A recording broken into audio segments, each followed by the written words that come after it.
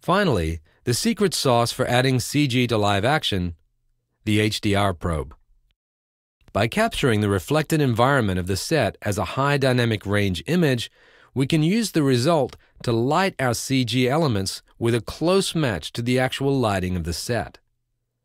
In our case, that's an overcast sky, but if it were a sunny blue sky day, we could have captured the reflection of the sun, its position, and the color temperature of the surrounding blue skylight.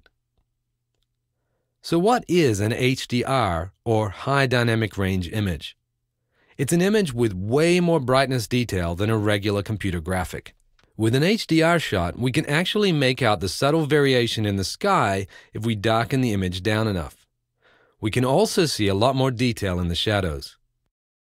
Take that HDR into your favorite 3D software, and you can use it as a lighting source for any 3D model you happen to throw into your scene. In our case, we used it to light our UFO and the Eiffel Tower. There are a couple of ways to create an HDR probe. One is to use a 180-degree fisheye lens facing upwards to capture horizon to horizon. A second, and usually more affordable way, is to use a mirrored sphere. A mirrored sphere can be a glass Christmas bauble, a garden gazing globe, a large ball bearing, really any spherical mirrored surface. The less imperfections, the better.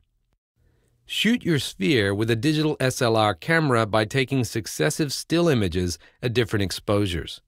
You'll need to use a tripod to keep the shots consistent, and you may want to consider a remote trigger to keep from shaking the camera. Alter exposure by changing shutter time, not aperture. If you change the aperture, you'll end up with different focus sharpness in each shot.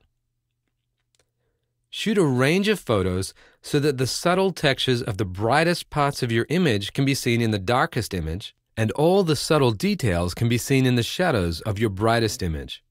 Also, be sure to include your black, white, and gray cards framed at the edge of the shot. If you don't, you'll have problems color matching your CG elements later.